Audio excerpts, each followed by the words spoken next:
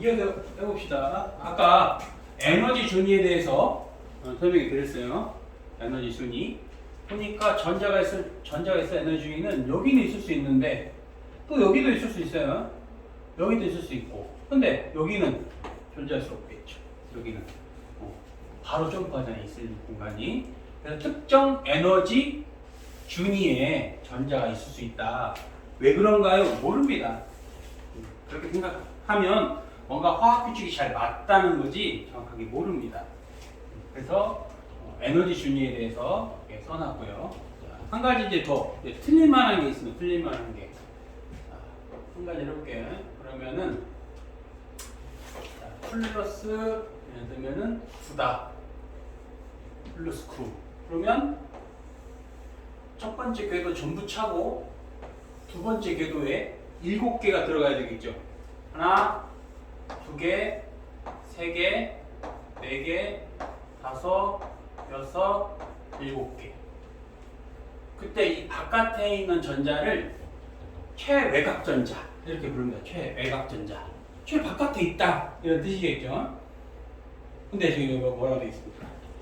원자가 전자라는 말이 있죠. 거의 같은 얘기입니다. 최외곽 전자 중에서 반응에 참여하는 전자, 원자가 전자. 뭐가 다른가요? 같아요. 예를 들면 얘네들은 7개가 참여할 겁니다. 반응에. 그러니까 최외곽 전자도 7개. 그리고 원자가 전자도 7개. 이렇게 얘기해요. 예외가 있어요.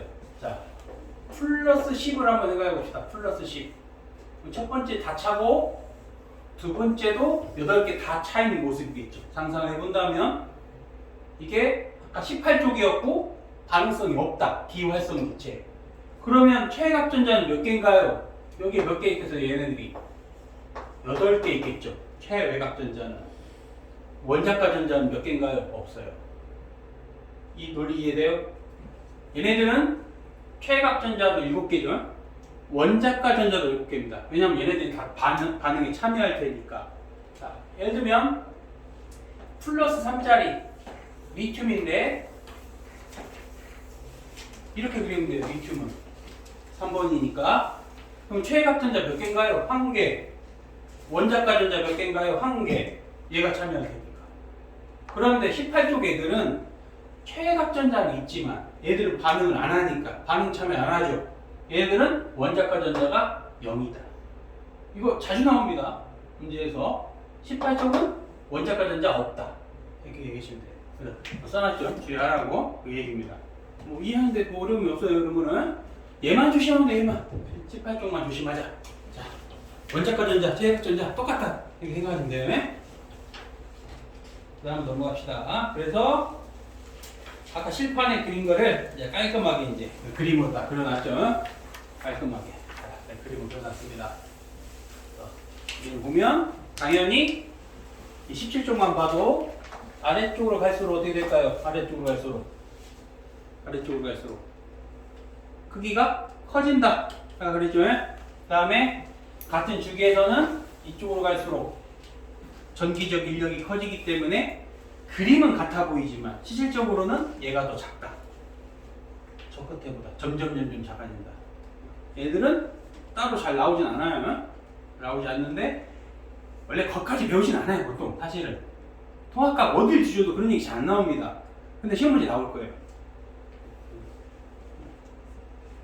이 통합학은 학원 선생님도 중요하겠지만 학교 선생님이 어떻게 하는지가 정말 중요하다고 했어요. 3월달에 또 다 말씀드려요. 뭐 했는지 다 보라고 하고 하니까. 그래서 이 모습들을 보면 되는데 여기서 중요하게 생각해야 될 것은 옥텟 규칙. 이 바깥에 물론 8개가 아니죠. 2, 8, 8 이렇게 되는데 우리가 20번까지만 따졌을 때는 최외곽 전자가 8개를 만족하면 안정하구나. 뭔가 8개마다 다시 또 같은 성질이 나오는 거예요. 그 도레미파솔라시도처럼 같은 도가 또 나오죠. 되돌피듯이 얘네도 마찬가지지. 그래서 옥텟 규칙처럼 전자를 8개 채우고 있을 때 안정해지니까 모든 원자는 최각전자를 8개로 만들려고 하고 싶을 거예요. 그런데 얘는 일쪽은 7개를 가져와야 안정해질 거 아닙니까? 7개를. 손님 7명 채우는 것보다 1명 안 받는 게 낫죠. 그런 가게 있습니다. 있어요. 선생님 같은 경우는 이제 캠핑을 좀 다니는데 평일에 가면 사람이 별로 없어요. 그러면 사이트가 뭐 여기도 있고 여기도 있으면 관리실 가까운 여기만 열어놔요. 나머지 안 열고 있고 예약을 아예 안 받아요. 예약을. 어떤 일이 있었냐? 뒤져봤더니 무슨 평일날 예약이 꽉 찼나요? 이게 예약이 너무 꽉 찼는데 어떻게든 예약을 갔더니 사람이 텅텅 비어 있는 거예요. 뭐겠어요? 그냥 안 받아버리는 거예요. 어차피 여기도 안 차니까 안 받아버리는 거예요. 주인 입장에 그렇습니다. 어차피 안 채워질 거 안 받습니다. 일종이 그렇죠. 7개를 어떻게 가져와? 하나를 버리는 게 빠질 거 아닙니까? 예약을 안 받아버립니다. 그래서 지네들은 전자를 하나 쉽게 버려버려요. 자, 그러면 또 생각해 봅시다. 대상으로 나오겠지만 예약을 요놈하고 요거하고 누가 더 버리기 쉬울 것 같아요? 누가 더 버리기 쉬울 것 같아요? 밑에게 그러죠. 왜? 원자핵으로부터 멀어지니까 인력이 작을 거 아닙니까? 그래서 3번을 더 버리기가 쉬운 겁니다. 자, 버리기 쉽다? 그만큼 반응성이 크다. 이해되세요? 전자를 버리는 행위가 반응이에요. 반응. 전자를 버리는 행위. 아무데나 버리는 게 아니라 누군가에게 버려야 되거든요. 그러면 리튬이 있는데 어떤 다른 물질이 가까이 와. 그러면 전자를 주려고 합니다. 나트륨이 있는데 어떤 원소들이 또 와요. 그럼 또 주려고 해요. 누가 더 잘 주려고 하냐? 나트륨이 더 잘 줍니다. 나트륨이. 그 말은, 자, 정리해 봅시다. 그 말은 밑으로 갈수록 반응성이 어떻게 된다고 볼 수 있어요? 전자를 주기 쉽다? 반응성이 크다. 이렇게 된다고 했죠? 그래서 나트륨이 리튬보다 반응성이 더 큽니다. 자, 마저 하는 이것도 해봅시다. 이것도 여기 있으니까 F, 자, F, Cl, Br, I 20번에다가 추가해서 여기 Br, I 여기까지 배우시라고 했죠? 플로린, 염소, 브로민, 아이오딘 이 4개가 17쪽인데 얘네는 누가 더 반응성이 클까? 이거는 조금 풍학과가 넘어서는 건데 또 나와요. 또 어차피 나옵니다. 자, 그러면 생각해 봅시다. 생각해봐요. 전자 하나를 채워야 될 거 아닙니까? 이렇게 전자를 채워야 되잖아요. 전자 누가 가져올까요? 자, 예를 들어서 지우고 전자가 이쯤에 있어요. 이쯤에 똑같은 거리에 있어요. 얘랑 얘한테. 그래서 전자 누가 가져와야 될까요?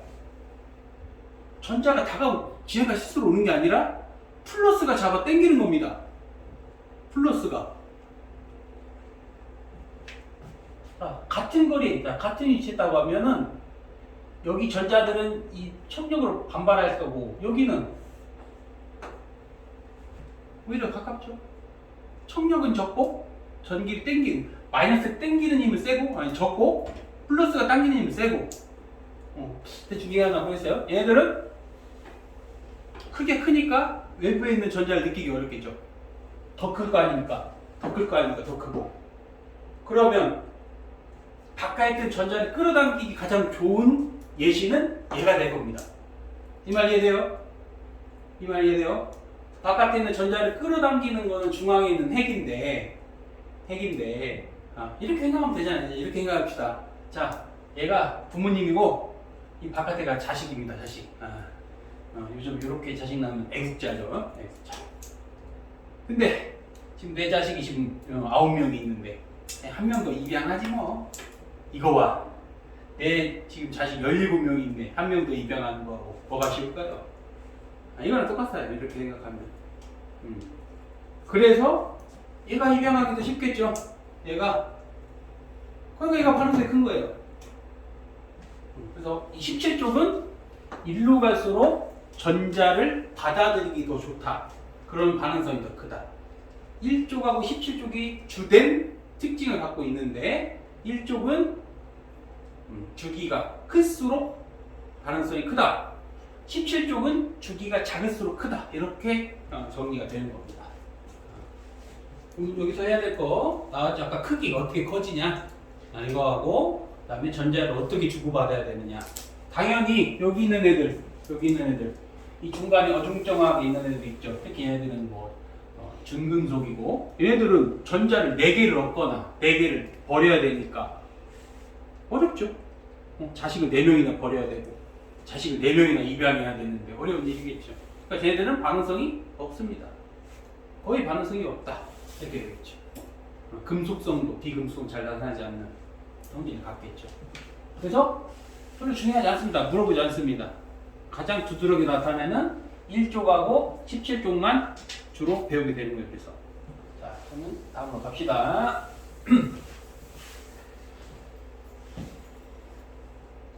옥텟 규칙을 설명하는 그래프고요. 그러니까 왜 이런 그림을 놓냐? 웬만한 학교 선생님들은 그러지 않겠지만 학교 선생님의 그 자부심을 느끼는 선생님들이 있어요. 니네 맨날 시중 교재로만 보지 그럼 어떻게든 이상한 그림을 찾아서 갖고 옵니다. 야, 신선하지 않냐? 이걸 뿌듯하게 느끼는 선생님들이 있어요. 선생님들은 그런 편이에요. 웬만하면 그림을 새롭게 찾아오려고 하는데 이건 뭐 새롭게 찾아오는 게 아니라 문제집에 있는 겁니다. 이런 거는. 아, 저 그래프를 보고 옥텟 규칙 말하는 거네. 이것만 알면 된다는 거예요. 보니까 원자과 전자가 8개마다 또다시 반복되는 이렇게 새로운 규칙이 그걸 옥텟 규칙 설명하는 거구나. 그렇게 보시면 됩니다. 그래서 나온 거 보면 분자 배치 모형도 뭐 이미 다 설명을 드렸기 때문에 그러면 다시 또 아까 한 얘기를 다시 해봅시다. 알카리 금속 특징을 봅시다. 자, 알카리 금속. 자, 요 그림 보면 돼요. 요 그림. 알카리 금속. 리튬, 나트륨, 칼륨 이 정도만 하시면 돼요. 다 안 나오면 다른 거. 다 안 나옵니다. 자, 이미 말씀드렸어요. 얘네들은 이 최각에 있는 이 손님들을 안 받는 게 더 편하다. 인건비가 더 들어간다. 저가 받아봤자 인건비가 더 들어간다. 그래서 닫아놓습니다. 아예. 그래서 저 손님을 받지 않는 상태. 그러니까 전자를 버려버리겠죠. 버려서 리튬은 Li 플러스, 나트륨은 Na E 플러스, 칼륨은 왜 플러스야? 플러스 이렇게 되겠죠.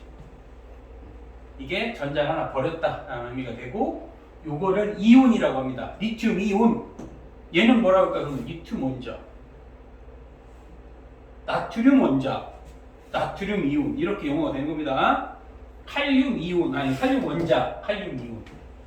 나트륨 칼륨 다음에 칼슘 있겠죠. 칼슘은 2개 버려야 돼. 2개.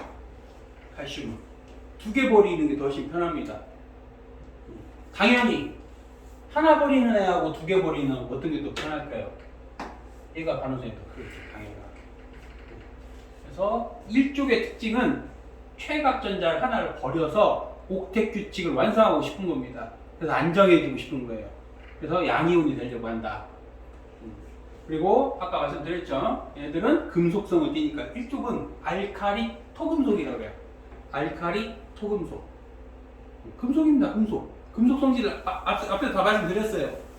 금속 결합이라는 특징 때문에 광택도 있고 전기 전도성도 좋고 열 전도성도 좋고 이런 게 있다. 그런데 다른 금속에 비해 밀도가 작고 칼로 자르면 그냥 잘라줍니다. 칼로 자르면 그냥 학생들이 갖고 다니는 칼로 쓸면 그냥 썰려요. 그대로 썰립니다. 이거 아마 학교에서 실험 할 거예요. 보통 학교에서.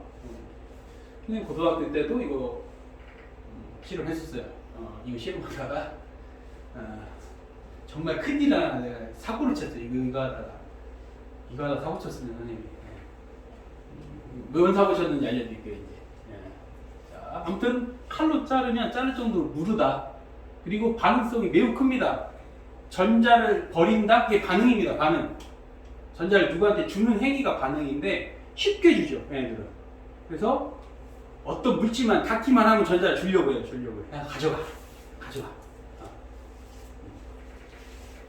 그래서 반응성이 매우 커서, 자, 두 가지가 있어요. 자, 얘가 이런 금속이 있는데 칼로 탁 잘린다 그죠? 칼로 잘려. 칼로 자른 단면. 자, 칼을 자르기 전에는 무슨 거뭇태태한 그런 색깔이에요. 색깔. 거뭇태태한 색깔인데 자르면 은백색이 나타납니다. 자르면. 우리 지우개랑 똑같이 지우개 오래 쓰면 표면은 친구들 때묻어갖고 더러운데 반띵하면 안 되는 뽀얀한 지우개 색깔이 나올 거 아닙니까? 비슷해요. 이것도 자르면 단면이 은백색이 나오는데 금방 다시 어두워져요, 색깔이. 그 이유가 자른 그 단면에 이게 지금 금속선을 갖고 있으니까 주변에 있는 산소를 끌어당겨요. 반응성이 좋으니까 지나가는 산소를 붙잡고 야, 너 가져가, 전자 가져가, 이렇게 되는 겁니다. 그래서 산화돼 버려요. 금방 산화돼 버려요. 그래서 산화나트륨, 산화칼슘 이런 식으로 산화돼서 다시 색깔이 어두워집니다. 바로. 그다음에 물에 넣으면 어떻게 되냐? 물에 넣으면 물을 받고 여기다가 알칼리 금속을 집어넣으면 어떻게 하려고 할까요? 이 물한테 전자 좀 가져가, 이렇게 할 거 아닙니까? 전자를 쟤한테 주려고 하는 거예요. 전자를 주면서 격렬하게 주는 거야. 빨리 가져가, 빨리 막 전자를 주면서 자신들은 이온이 되려고 하죠. 이 반응이 매우 격렬하게 일어납니다. 어느 정도 격렬하냐면 불꽃을 일으키면서 타요. 불꽃을 일으킬 정도, 연기 나고 불꽃 나고. 자, 여기서 또 하나 해봅시다. 여기서 영상이 있는데 보여드리고 싶은데 아직까지 재주가 없어가지고. 자, 물속에다가 리튬, 나트륨, 칼륨을 같은 양을 넣었을 때 어떻게 가장 폭발이 더 격렬할까요? 이 질문에 아까랑 똑같죠? 여기 보면 반응성 어떻게 되어 있습니까? 누가 반응성이 더 커요? 밑으로 갈수록 크죠? 보통 학교 실험 때 이 리튬 집어넣어요. 그러면 딱 집어넣으면은 그 표면에서 리튬이 빨간색이거든요. 빨간색 불빛이 되면서 칙 하면서 연기가 막 나요. 얘를 왜 안 할까요? 얘네 집어넣으면 그 집어넣은 플라스틱을 깨버려요. 그 정도 폭발력이 갑니다. 그 수조 같은 그 플라스틱 같은 그 수조 그걸 깨버려. 탕 터지면서 박살나버립니다. 사람 하나 죽일 수도 있겠죠, 얘는. 그러니까 학생 실험할 때는 보통 리튬으로 하는 겁니다. 많이 해야 나트륨 정도. 위험합니다, 이거는. 당연히 같은 얘기예요. 물과 반응할 때 토구랑 똑같이 되는 겁니다. 그래서 물하고 격렬하게 발하면서 열과 빛을 냅니다. 열과 빛을. 근데 선생님이 이제 어떤 짓을 했냐면, 그러면 이제 금속 조각 이렇게 줘요. 이렇게 주면 선생님이 신신당부래. 야, 쌀만하게 잘라라. 너네 쌀만하게. 쌀 그 크기 넘어가면 가만 안 둬. 우리 시험 선생님 시험 처음 만든 시험이었으니까 쌀만하게 다 잘라가지고 이렇게 툭툭 집어넣으면 좀 시시한 거야. 시시한데 선생님 몰래 잘라가지고 넣어봤어. 우리는 선생님 시절은 한 반에 50명이 넘기 때문에 실험적으로 많으니까 저 뒤에 있으면 선생님이 안 보거든. 넣었더니 아무런 반응이 없는 거야. 딱 넣었더니 뭐야? 안 되네 이거? 왜 안 돼요? 그러고 수조가 있는데 안 되네? 이러고 관찰하고 있는데 왜 안 됐겠어요? 너무 뭉땡이로 집어넣으니까 반응하는데 시간이 좀 걸리는 거야. 뭐야? 시시하게 꺼내려고 이렇게 가까이 가고 있는데 펑 터져버리는 거야. 터져서 그 조각 하나가 내 머리로 떨어졌어. 나도 깜짝 놀래가지고 오씨 그러다 머리에 떨어졌으니까 화나 안 입으려고 그 실험실 가면 옆에 물 다 나옵니다. 알죠? 실험실 옆에 개수대 뭐 했겠어 내가. 아이씨 머리를 갖다가 물 들어. 그 다음 상당히 가죠. 내 머리에서 폭발을 떨어졌을 거 아니야. 아니 그때 내가 아픈 거 둘째치고 교실에 연기가 막 저룩하게 막. 선생님 어떤 얘기야? 나는 오늘 뒤졌다. 근데 선생님도 너무 당황했는지 놀란 거야. 선생님이 학생이 무슨 실명하고 그랬을까봐. 오늘 끝나고 좀 처맞겠구나. 선생님도 너무 놀랐나? 내가 멀쩡하다니까? 그 괜찮다고. 좀 머리 좀 탄 거하고 빼고는 멀쩡하더라고. 크게 뭐 그건 없었어. 맞진 않았어요. 웬만하면 맞는 케이스인데 이거는 맞는 정도에 끝나는 게 아니라 이거는 학교 생활이 좀 힘들어지는 대형 사고인데 내 생각에 선생님도 놀랐어. 선생님도. 그때 이제 크나큰 경험을 했죠. 이거를 그 정도로 물에도도 엄청난 반응을 일으킵니다.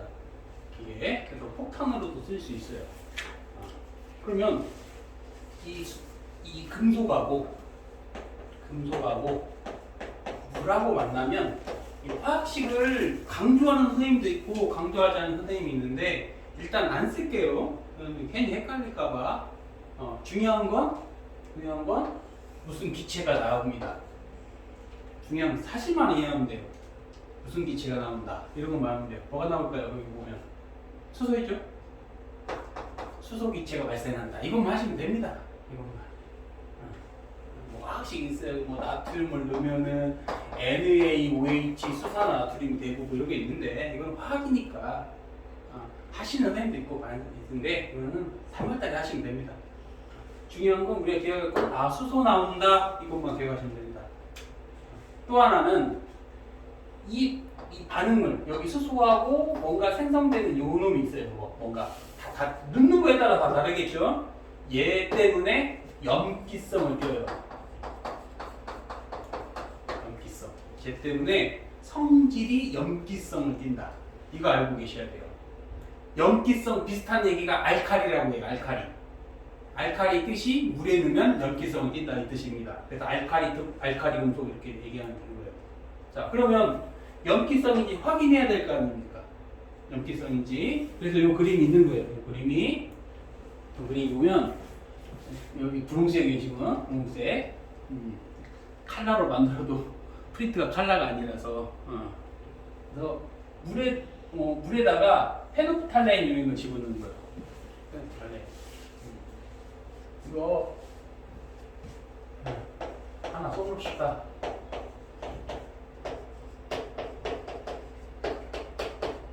혹시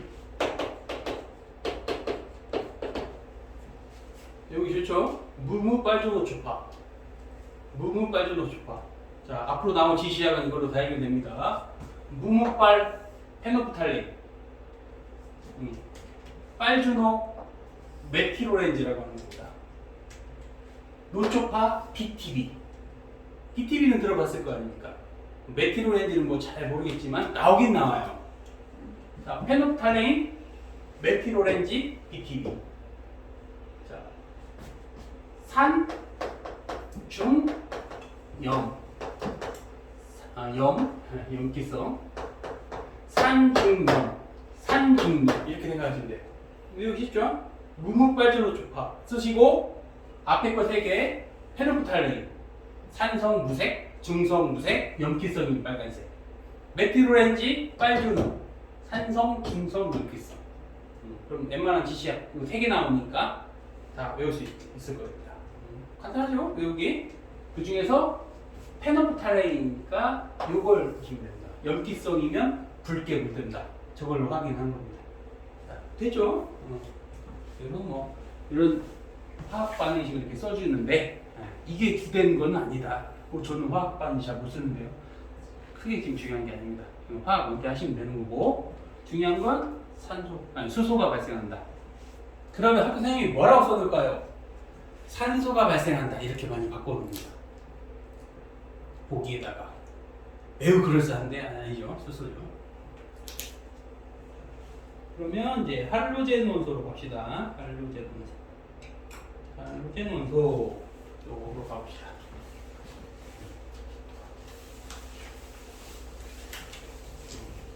여기서 이거 페노프탈레인, 메틸오렌지,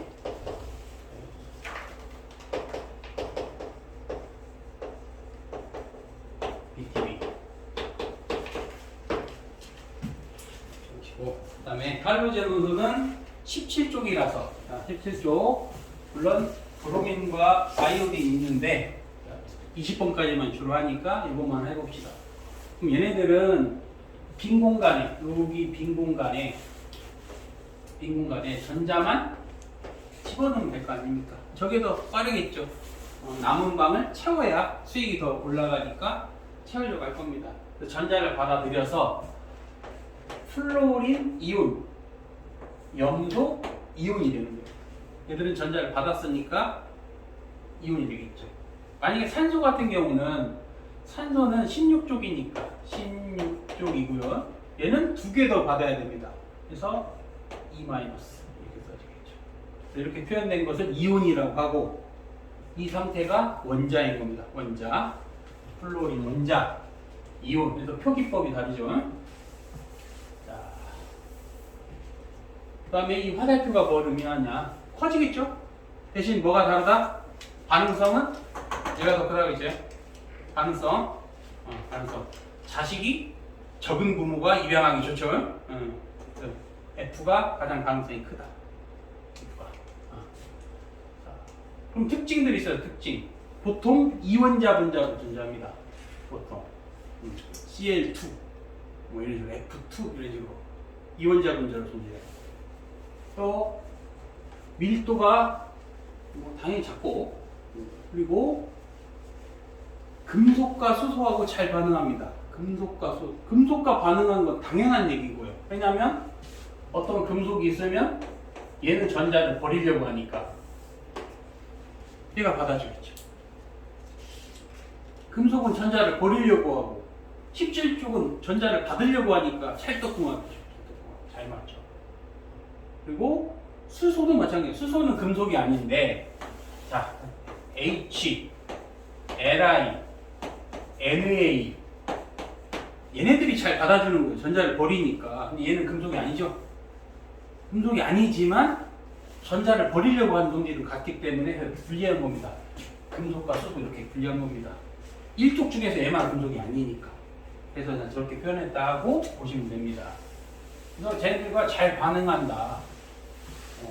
어느 정도 반응하면 HF 이게 되겠죠. HF. 얘는 플로린화 수소. 엄청난 반응성을 갖고 있는 거예요. 독극물이나 거의 독극물이라고 보시면 돼요. 자, 17쪽 염소, 플루리, 브로미, 요오드 다 독입니다. 다 독. 반응성이 크다? 먹으면 죽는다. 이렇게 생각하면 되죠. 한번 생각해봐요. 나트륨하고 칼륨을 먹어. 그러면 위에서 폭발할 거 아닙니까? 물만 닿으면 폭발하는데. 그럼 어떤 학생이 일어났어요? 그럼 소금 보고 폭발해요? 그럼 내가 뭐라고 하냐? 그럼 여자가 빈혈이 생기면 철 사다 주면 돼? 너 철분이 부족하구나. 철물점 가서 철 사다 줘. 뭐 좀 먹어라 이거 먹나? 똑같은 얘기죠. 뭘로 섭취하는 거? 섭취할 때는 우리는 이온 상태로 섭취하는 겁니다. 이해가 돼요? 순수 나트륨을 먹으면 폭발하는 거고 나트륨 이온을 먹는 거죠. 이온은 안정한 상태니까. 우리는 그 이온 상태로 된 영양분을 섭취하는 겁니다. 그러니까 1족과 17족은 그냥 독이다 생각하면 돼요. 독. 먹으면 죽는다. 엄청난 반응성이 보이는 거니까. 독은 반응성이 큰 물질을 독이라고 생각하면 돼요. 그리고 특징들이 있어요. 이거. 근데 잘 안 나옵니다. 지금 단계는 안 해도 될 것 같아요. 이 외우는 게 주된 목적이 아니니까. 근데 학교 시험 볼 때는 그때는 외웁니다. 3월 달에는 외웁시다. 지금은 잘 안 나오니까 놔두고 우리는 쟤는 색깔들이 있구나. 17쪽은 특정 색이 존재하네. 이만큼만 하시면 되지 않을까 싶어요. 그리고 여기 요거 하나 있어요. 요거 요 문구를 가지고 문제 자주 냅니다. 아까 얘네들은 메탈이나 수소하고 잘 결합하겠죠. 금속을 그냥 메탈이니까 M으로 쓴 겁니다. 금속을 대표해서 쟤를 만나면 전자 얻어내려고 하니까. 그래서 할로젠화 수소가 될 건데, 할로젠화 수소. 얘네를 얻으면 할로젠화 수소가 될 건데, 저게 물에 녹으면 산성을 띠게 됩니다.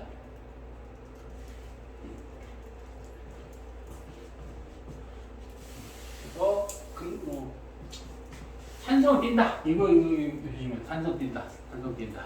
왜냐면 학생들 입장에서는 왜 산성을 띄는지 감이 안 오니까 산성인가 아닌가 이런 생각이 들 겁니다. 문제 나오면 일단 외우셔야 겠다. 아, 쟤는 산성이구나. 알카리 토금속은 알카리니까 염기성이에요. 무조건 걔들은. 얘는 산성이죠. 저런 용어가 나올 겁니다. 문제 풀다 보면 산성이구나. 또 조심하시면 됩니다. 그리고 각 어디에 쓰이는가 저것도 하셔야 돼요. 어디에 쓰이는가.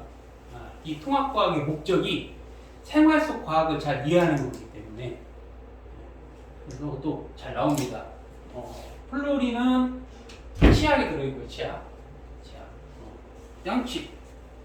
가능성이 큰 플로리는 쓰는 겁니다. 가능성이.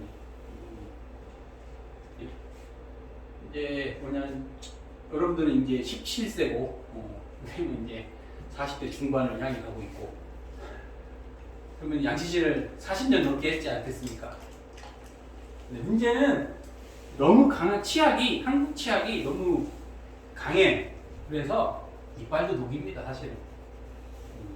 그래서 원래 나이 먹으면 잇몸이 좀 가라앉으면서 문제가 생기는데, 의사들이 이제 얘기하기로는 치약을 너무 강한 거 쓰면 더 빨리 나타나게 돼요. 그러니까 그 정도로 강한 거예요. 안 그래도 강한데 그걸 뭐 매일 양치하는 게 너무 강한 치약으로 하는 게 좋은 거는 아닙니다. 그게 그래서 목적에 맞게끔 치약을 선택하면 됩니다. 다양하게 있어요. 그다음에 염소. 염소는 소독, 보통 뭐 수영장에 살균 목적으로 써요. 염소. 그다음에 아이오딘은 다 상처 소독약이고, 염소는 살균 작용할 때 쓰니까 저기 어디에 쓰냐? 이제 여러분들 이걸 몰라요. 락스. 락스는 들어봤나 모르겠어요. 락스. 대표적으로 유한락스가 있는데 과거 학생들은 다 가는데 요즘 이런 걸 안 쓰니까 있긴 있어요. 표백제라고 되어 있는 집안에 가면 있을 거예요. 이 표백제가 염소계 표백제가 있고 산소계 표백제가 있어요. 우리가 옷을 하얗게 만드는 거는 산소계 표백제라 해서 세탁기 옆에 있을 거고요. 얘는 욕실에 있습니다. 락스는 변기 닦고 세면대 닦고 때 쓰는 거예요. 이게 락스가 균을 죽이는 역할을 하는 겁니다. 이거 아이오딘, 이거 빨간 약, 빨간 약, 아이오딘 바르고. 이것도 하나 일화를 해주면 아이오딘이 요즘은 그러지 않겠죠. 근데 20년 전에 갔다 왔으니까 목이 너무 아파가지고 원래 짬밥이 낮으면 병원을 못 가는데 저 아파서 병원 처음 왔습니다. 너무 아파가지고 저 약만 좀 타게. 근데 병원 보내주더라고. 그래서 저 목이 너무 아파서 그런데 그러면 가그린 그런 거 줄 줄 알았어. 약하고 약도 안 주고 빨간 약 그 불에다가 빨간 약 타서 주더라고. 이걸로 가글하라고. 아무리 20년 전이라도 그때 우리나라 못 살지 않았습니다. 20년 전에도 가그린 그거 다 갖고 있어요.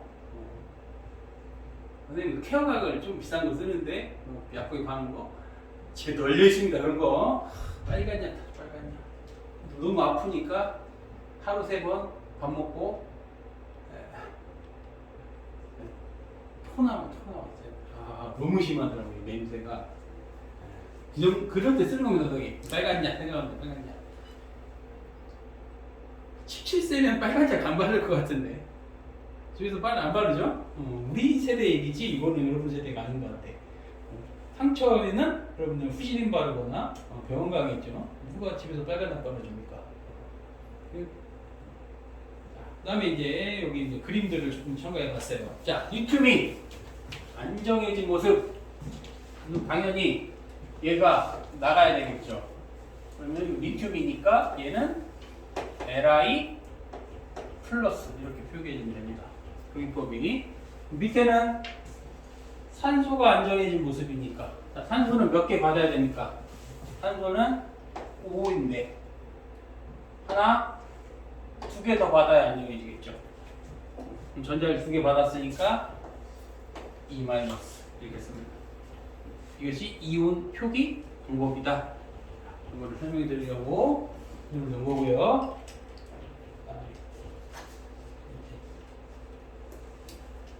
그러면 지금까지 꾸짐없이 얘기해왔지만 그럼 왜 화학결합을 하냐? 왜 화학결합을? 이유는 그게 답이죠. 자, 통합과학이 왜 어렵냐? 오히려 똑똑한 사람이 100점 못 맞습니다. 선행을 많이 하는 사람이 100점을 못 맞는 이유가 바로 여기 있는 거예요. 왜냐하면 만약에 선생님이 학생이었어. 선생님은 과학을 좋아하고 과학 쪽의 선생님이니까 나라면 안정해지려고 이렇게 답을 쓰겠죠. 틀린 거 아니에요. 그런데 오답 처리할 겁니다. 그래서 정답은 정해져 있어요. 이 정답입니다. 어떤 느낌인지 알겠어요? 왜 100점을 못 맞는지? 선행을 많이 하다 보니까 통합과학에 국한된 얘기를 써야 되는데 그 이상을 쓰는 거야. 근데 만약에 내가 학교 통합 선생님은 나는 박수를 쳐주고 맞았다고 해줍니다. 학생이 더 진도를 나가서 더 많은 걸 아는데 어떻게 틀렸다고 하지? 그런데 현실상으로는 오답입니다. 정해져 있어요.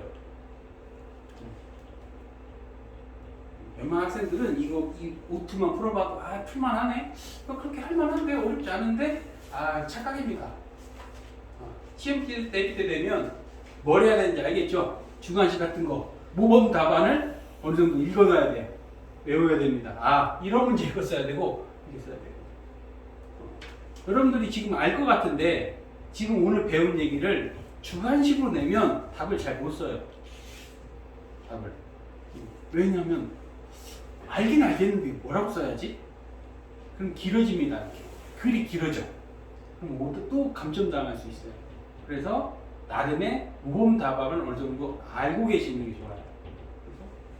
그래서 다른 이유는 않으면 그러니까 같은 얘기겠죠. 결합하는 이유는 결합하지 않으면 이렇게 되니까 이게 모범 답안입니다. 왜 그런지 모르겠어요. 나는. 이게 어떻게 답이 하나만 되나? 이게 맞는 거지 사실. 그런 느낌이 있다. 그래서 3월달에 더 꼼꼼하게 다시 배워야 돼요. 교과서나 문제집에 나와 있는 것들을 주관식으로 어떻게 쓸 건가 그것까지 고민해야 됩니다. 그 다음에 이제 결합 2개 있어요. 자, 거의 다 했습니다. 자, 그러면 화학 결합을 하기 위해서는 만나야 되겠죠. 화학 결합을 하기 위해서는 만나야 됩니다. 화학 결합하려면. 그럼 두 가지 결합이 있다는 거죠. 공유 결합과 이온 결합이라고 있는데, 첫 번째 이제 공유 결합부터 먼저 해볼게요. 그러면 산소는 전자 2개만 더 채우면 되고, 수소는 전자 하나를 더 채워도 안정해지죠. 수소는 전자를 하나 더 채우려고 할 겁니다. 버릴 수도 있지만 채울 수도 있으니까. 그래 이렇게 하는 거야. 같이 써. 같이 써. 서로 공유하자. 이렇게 공유하는 겁니다.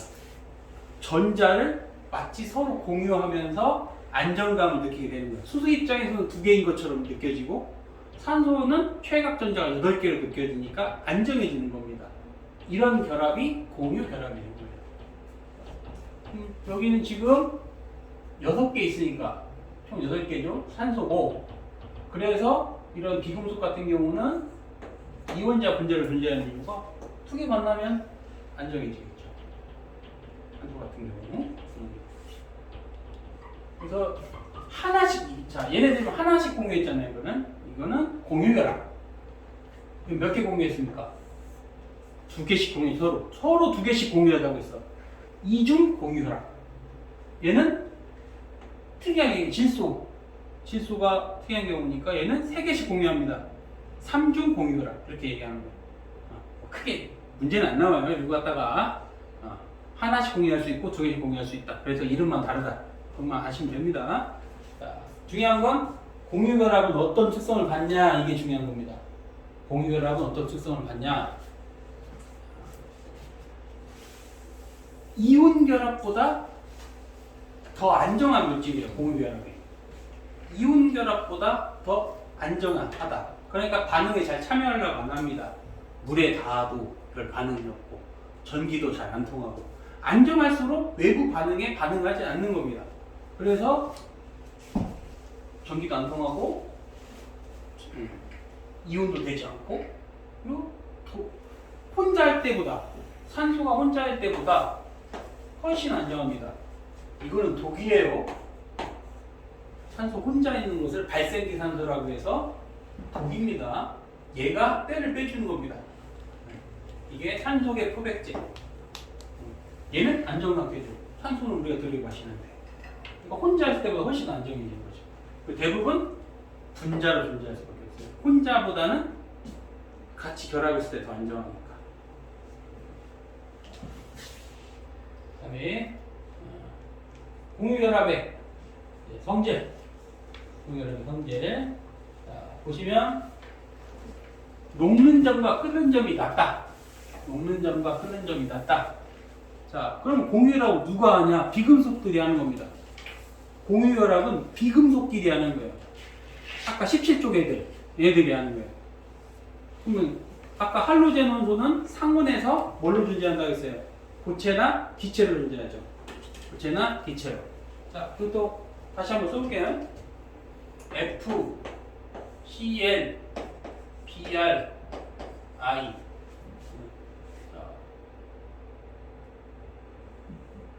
일로 갈수록 녹는 점이 높아집니다. 녹는 점이 높아져요. 얘는 뭐 영합. 얘는 뭐 영합. 그러니까 얘들은 영합권에서 녹는 점이 있으니까 얘는 기체로 존재하는 겁니다. 얘는 상온이에요. 녹는 점이 거의 100도씨 가까이. 다 외울 필요는 없는데 얘는 고체입니다. 아까 브로민은 특이하게 액체로 존재하는 거겠죠. 얘는 액체. 그래서 얘들은 주로 고체나 액체로 있는데 특이하게 액체인 애가 하나 있는 거예요. 브로민만 특이하게. 그가 보이죠? 기체이거나 고체인 경우 훨씬 많다는 겁니다. 대다수가 그렇다는 겁니다. 얘만 액체이면 얘만 주시면 되겠죠. 이렇게 공유결합하는 애들은 특징적으로 녹는 점과 끓는 점이 낮기 때문에 일이 다 끊어져 버려 있는 거예요. 그러니까 기체 상태로 있겠죠. 아니면 극단적으로 높아서 그냥 고체로 존재하는 거야. 그러니까 애매하죠. 규칙이 없어. 어떻게 보면 특별한 규칙이 없는 거예요. 얘만 있다고 그래 기체야 이렇게 하고 싶은데 기체도 있어, 고체도 있어, 액체도 있어. 무슨 특징입니까? 솔직히 분리하는 사람으로서 그게 뭔 특징이지? 이런 생각이 들어요. 어쨌든 다음에 두 번째는 물에 잘 녹는 물질과 녹지 않는 물질이 있다. 물에 잘 녹는 물질하고 녹지 않는 물질이 있다. 원래 공유결합 물질은 다시 위에서 봅시다. 위에서 보면 별 반응이 없어야 돼요. 물에 닿아도 별 반응이 없어요. 그런데 또 그렇지도 않아. 예외가 있죠. 물에 반응하는 애와 잘 반응하지 않는 애가 있죠. 설탕, 포도당, 염화수소 이런 건 물에 잘 녹고 질소, 산소, 메테인은 또 안 녹고 저는 전기 극성도 때문에 그런 겁니다. 화학적으로 보면 전기 극성도라는 게 있는데 지금 우리가 배우자니까 살짝만 이따가 하고 넘어갈 겁니다. 전기 극성도. 자, 이거 수용학생은 전기가 흐르지 않는다. 이렇게 되어 있어요. 예외는 흑연만 예외라고 했죠. 흑연만. 쟤는 반응성이 없으니까 전기 전도성도 없어야 되는데 흑연은 공유결합인데도 전기작동해. 그러니까 이 분야는 외울 게 참 많죠. 왜? 규칙성이 없습니다. 별로. 마치 규칙성이 있는 것처럼 정리가 됐지만 잘 읽어보면 뭔 규칙인가 저게. 이런 애도 있고 저런 애도 있고 기체도 있고 액체도 있고 포체도 있고 암기해야 됩니다. 어쩔 수 없습니다. 자, 그러면 공유결합 상태를 봅시다. 자, 공유결합과 금속결합 보시면은 자, 이 공유결합 같은 경우는 잘 깨져요. 아까도 얘기했죠. 자, 뿔마 맞불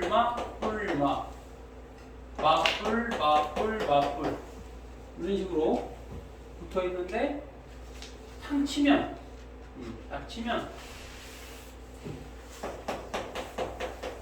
이렇게 되면서 밀어내는 거예요. 이렇게 되면. 그런데 지금 이 그림은 금속 결합인 경우에는 전자가 이렇게 자유롭게 움직일 수 있으니까 이렇게 밀려도 전자가 재빨리 움직여서 다시 붙잡아 줍니다. 오, 청력이네. 내가 붙잡아 줄게. 이런 식으로 붙잡아 주는 겁니다.